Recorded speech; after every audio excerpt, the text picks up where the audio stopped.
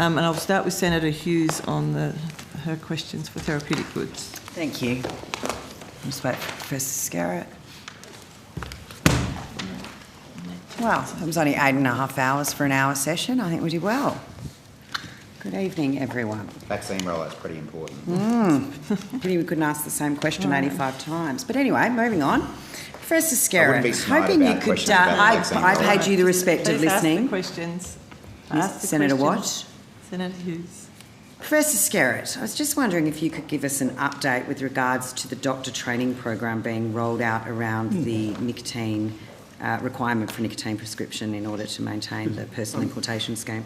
Thank you, Senator. I'm delighted to do so. So, as I discussed last time, quite deliberately, that work has only started in April this year. So it's only started a month or so ago, and that was deliberate because, as we discussed before, if you tell something 7 months ahead of anything being put in place, nothing happens.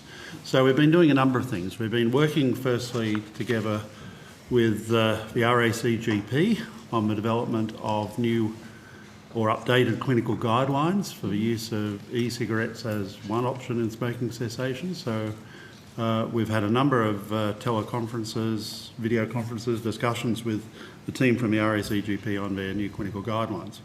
We've been working also with NPS MedicineWise on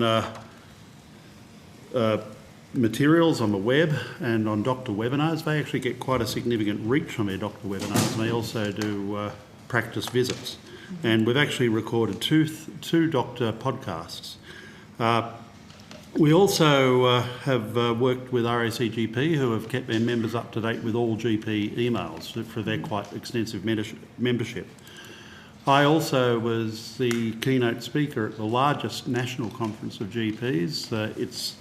It's a bit of a movable feast, but their Sydney conference had 1,100, I think, registrants, and I think about 300 of them were live, and the others were online. The other things we're considering and working on as we roll out with GPs will be information on prescribing and processes within the GP surgery. But we're wanting to do that very much in partnership with the College of General Practitioners. The other thing I'm delighted to say, again starting a month ago, has been the very significant reach we've had to vapers themselves. Now, GPs may use webinars and seminars and things that professionals tend to do. Our research told us that social media was the best way of alerting vapers to the new approach of if they feel they should want to access vaping for smoking cessation. And so, again, on the 27th of April, we commenced two social media campaigns, one on Facebook and one on Twitter. And I'm absolutely blown away, if that's a technical term, by the Facebook reach, to use the social media term. In the first 4 weeks, for the first month, 27th of April, I think, to about the 27th of May, we had a Facebook reach of 2,031,100 people. Now that's unique actual views by the way that Facebook calculates it. And when it is paid advertising, you actually have to get independently auditable numbers from Facebook on that. On Twitter, again, they talk about impressions, and we had 1,162,583, which is the number of times that tweet has been opened, searched or liked. And so a fairly modest social media campaign has reached over 2 million plus over 1.1 million in the first month. Yeah. So, I mean, if we look at the Facebook figures of 2 million individual people, considering previously we've had significant dispute over the numbers that there could be over 500,000 vapers in the country, but let's just stick with the 500,000, okay? Let's not go that there could be 2 million vapers in the country. But if we stick with the 500,000, or 520,000 was the figure we had, over the next 4 months, because people are going to be required the prescription by October, we're going to need on average 130,000 people to get a prescription. So people don't need the prescription. Well, many of them will frankly, will stock up. I mean, that's human nature. So it will be after the 1st of October that people will be able to go to their doctor. And as I said at this But place... they can go and get one now, can't they? They can get one now. As Yeah. I said, any of 110 doctors authorised to prescribe in this How many, country, sorry? 110,000 doctors in this country authorised to prescribe can write a prescription for personal importation of nicotine for smoking cessation. Okay. Can they also write a prescription, and I'm not 100% sure on this, but someone told me a couple of weeks ago that the pharmacists or pharmacies are now stocking nicotine and will mix liquid. Well, is that... if they are, they're doing it ahead of that. There are some online pharmacies that have been dispensing in response to an Australian prescription. Yeah. But we expect that will only be, the primary model of distribution after the 1st of October. We've also been working very closely with the pharmacy banner groups and the Pharmacy Guild and Pharmaceutical Society of Australia. But so they would have to be compounding chemists, wouldn't they? Would you have to take flavouring and then they put the nicotine? I'm just not sure how that would work. No, so there are a number of imported products that also meet the recently developed standard for quality. I know that you've expressed concern. I think you brought in a prop. It wasn't a prop, it was an actual bottle. So that large bottle of... It is a prop, but it's an actual bottle. It's Okay. not in any way theatrical in the... That large bottle of dodgy Chinese nicotine would not meet the requirements of a standard, I believe, from how you described it. So, however, there are sources from New Zealand and from North America and Europe, many sources that will meet that quality standard. So pre-mixed nicotine liquids. That can go Yes, in and so devices. there are already online pharmacies that can provide them. And as I've said before in this place, the various there'll be 3 models whereby people will get nicotine on a doctor's prescription. They can either import products directly themselves from overseas, and that's what the 110,000 doctors can write a script for now, or as an authorised prescriber. And again, in discussion with RACGP, we're not promoting that pathway, and neither are they, and they're the GPs, not us. But their advice is, if you tell a GP about something in May, they'll forget about it in 2 weeks' time, never mind in 6 months' time. So they will work with us on a very, I won't use the word blitz, on a very big communication campaign a couple of months out. And that's when we'll expect the flood of authorised prescribers. So, so the second pathway is from an online pharmacy in Australia and on receipt of a prescription. A third approach is from a physical corner pharmacy, and we want to make this as simple as possible. So we have been working with pharmacy groups so that as many suburban community pharmacists will stock nicotine products that can be dispensed on receipt of a prescription. Okay. Do we have any idea of how long each doctor's appointment's expected to be when it comes to prescribing nicotine? It varies tremendously. Now, what has been done, because it's a requirement of government for any regulatory change, is a detailed regulatory burden analysis. So you can go to our website and find, it was published in December last year, so it's been around for a while.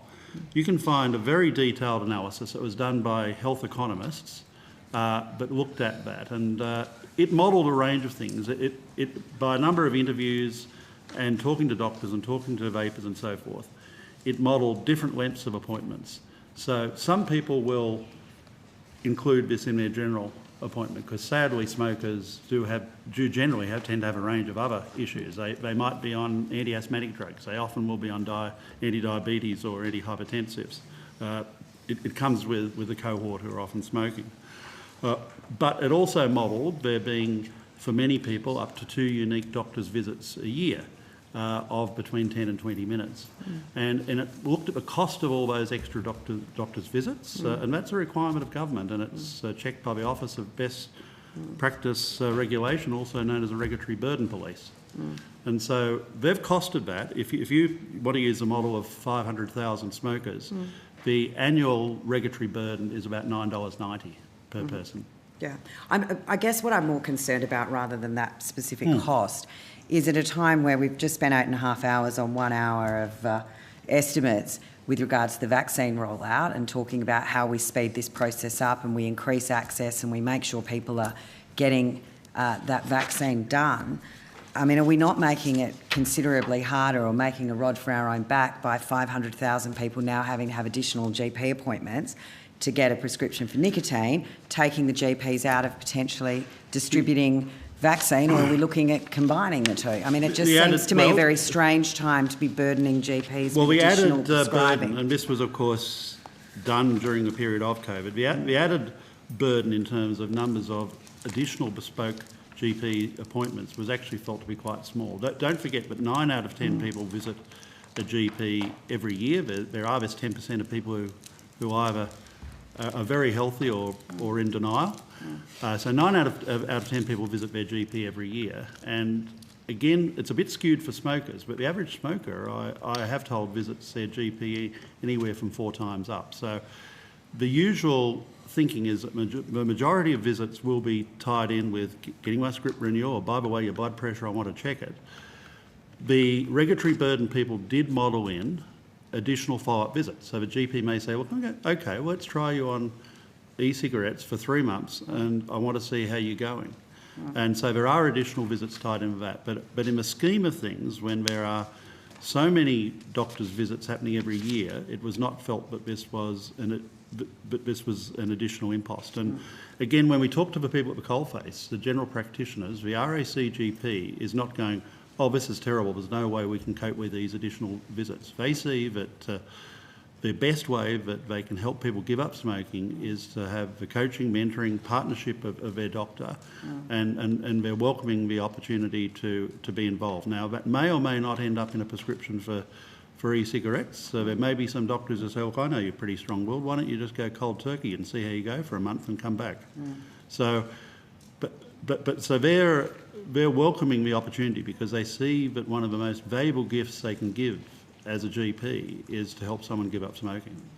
So what happens if a GP on ideological grounds, because we know there seems to be some very strange ideological grounds in opposition to vaping and e-cigarettes, if a GP has those ideological objections and someone comes in and specifically requests a nicotine prescription, what are the A, ramifications, and B, pathways to have that addressed? Well, an individual, there is an NBS telehealth item that does not require continuity of care. In other words, it doesn't require a primary GP. Now, I would preface that by saying no GP should ever and is ever forced to feel that they should give a prescription for a particular medicine if they feel that it is not the appropriate treatment for a patient. And that applies whether it's opiates, medicinal cannabis or an antibiotic.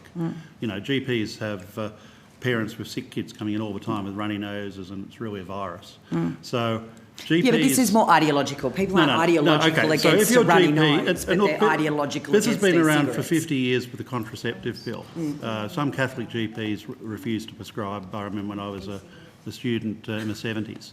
So we have a system whereby, and again, if you're in a rural and remote area, and so we have a system whereby through telehealth, they can go to another GP and seek and have the discussion about smoking cessation. So the government has created that not see alternative. the family GP who has an ideological issue. Yeah, So they still can, and particularly we know, if they're a current vapor.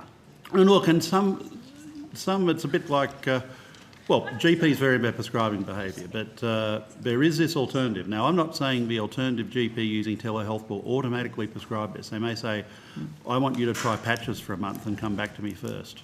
And that is a discussion between the GP and the patient. It's so important, with smoking cessation being one of the best things any individual can do. The second thing, of course, is lose weight. We can give the list of improving their health.